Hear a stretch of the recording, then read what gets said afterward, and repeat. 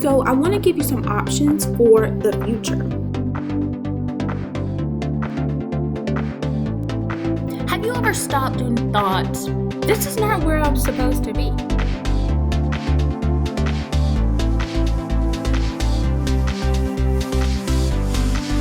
So I think it's time for you to make a decision.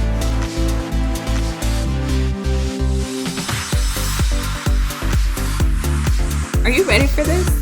Let's go.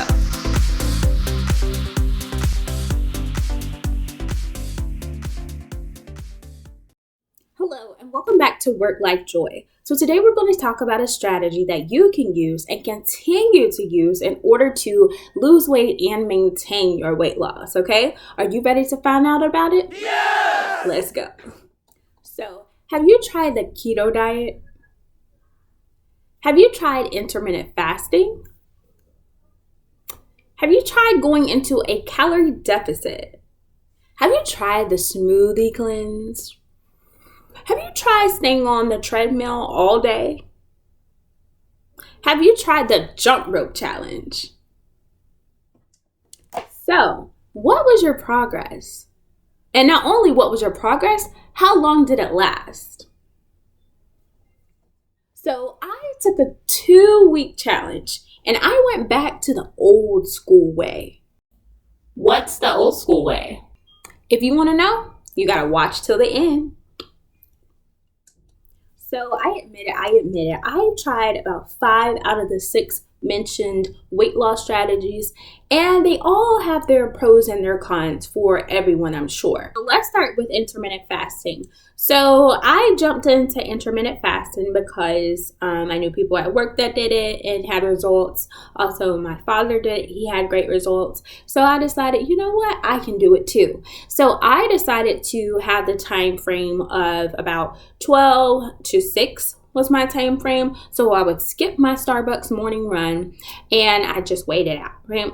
Now, initially, I was like, okay, I can do this. It's good. And then I slowly ended up moving myself to OMAD, which is for warriors, okay? And so it didn't really work for me because I found myself getting lightheaded, especially towards the beginning of the day. I would get lightheaded and I didn't feel good. Even though my body adjusted to it a little bit, I didn't feel good and I didn't like it. So that was something I tossed in the trash, all right? So that's my intermittent fasting. Now, the pro about it was that it eliminated a lot of food, right? Because I was only eating 1 time a day, so naturally the cost of food went down. Calorie deficit. So I've used that one in the past and it's been very efficient and effective for me. I would download an app and I would just find different things that I was eating and I'd put it in there.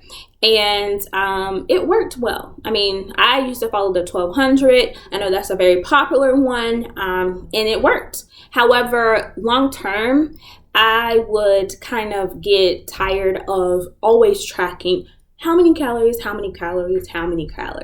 right? Okay, so the next one that I tried was the smoothie cleanse. I did a 10-day smoothie cleanse.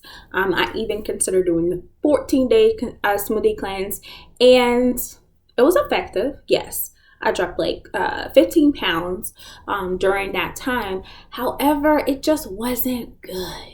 You know, it's one of those things that if you need to hit it, you can do it. But as far as sustainability, well, side note, they don't suggest that you continue doing it. Like this is something that you can do like once a month or, you know, depending on the actual cleanse. However, for me, it took a lot of mental, strength to get through it. Okay. Now, is it effective? Yes. But is it tough? Oh yes. Okay, so another thing that I did was I did the treadmill strategy. So I have my own treadmill, and so what I would do is I would turn that thing up all the way to the highest incline, which for mine was like 12, and I would just walk up that hill, right? So that was a strategy. Now I saw results with that because my body was leaner. However, doing that all the time, 3 to 4 days a week, that was also tough too. I'm gonna be honest. Even if the treadmill was in the house, it was still tough. So yeah. So the last one, I also tried the jump rope strategy. Okay. So every day I come home, lay out my mat, get my jump rope ready. And I think it was like, how many was it? Like every day you would move up. So I think you would start with like 200 or 300, and then every day you would go up 50 or 100 more jumps. And so by the time I got to the end of it, I think I was doing like 1,000 jumps in a day, or maybe it was more. I can't remember. But you'd be surprised how 200 seems like it's not a lot, but when you start doing it and then you keep going up, how it quickly becomes like a real long workout. Now, I did get results with that as well. One of the key components of the jump rope challenge is that you get a little bit, your midsection. You start to see kind of like your abdomen start to contract. And so you do see that, okay? The con is people don't want to jump rope like 5 days out of the week or every day. Like, let's just be honest, right? Maybe you do. Okay, so all right, so now let's get down to the real reason why you're here, okay? That old school strategy, all right? Now, granted, all these different things that I've talked about, and some of them I didn't even mention, right? Because we know that there are a lot of different strategies you can use. Everything works differently for everybody.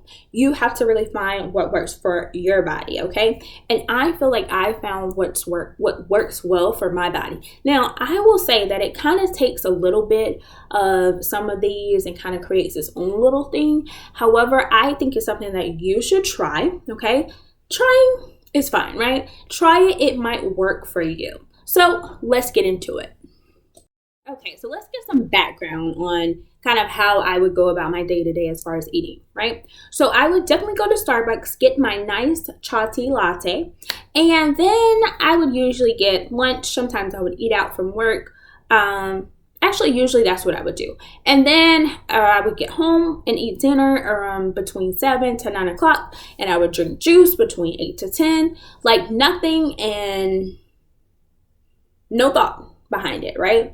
It was just part of my mental memory to just keep drinking juice. Oh, it's there. Or, oh, let me get some popcorn. It's there.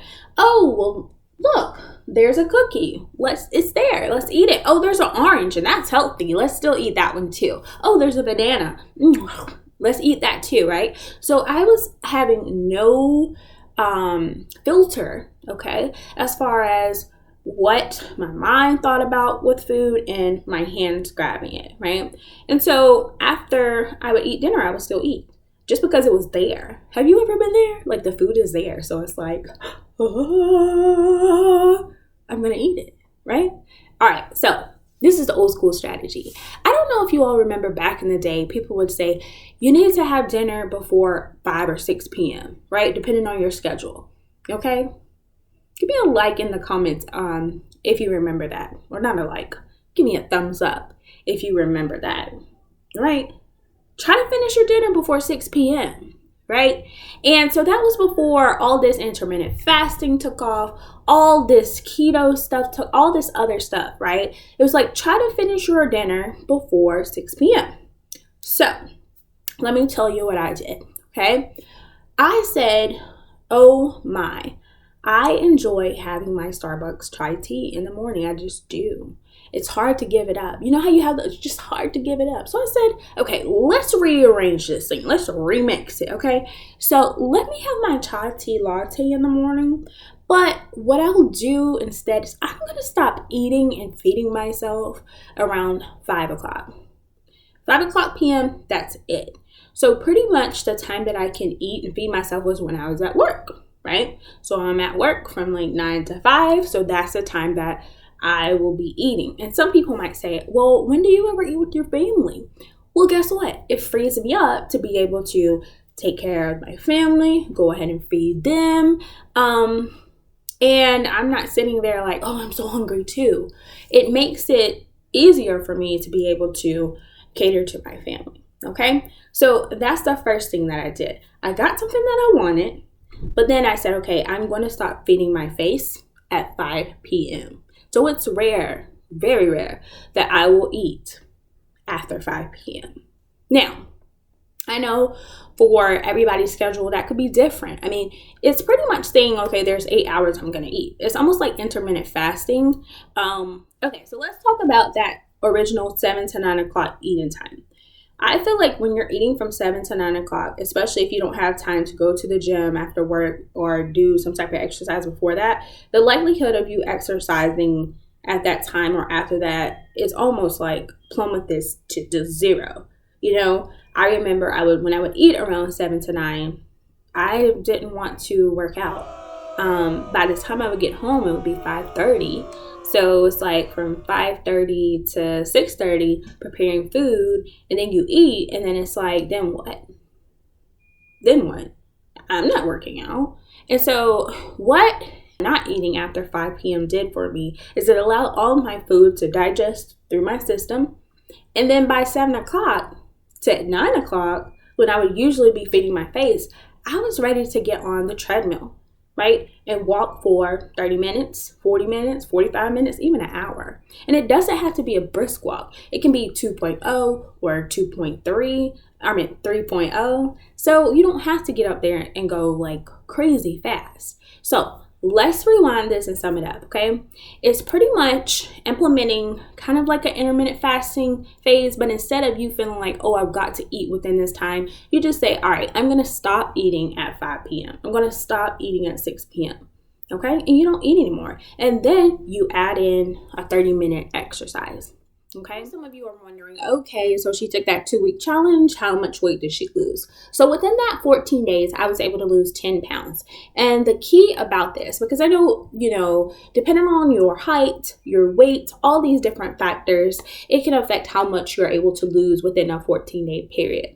What I will say about the 10 pounds that I lost is that I feel great about it because it's something that I can continue in my life. It's not a smoothie cleanse where I do it 10 days and then I might fall off the wagon, right?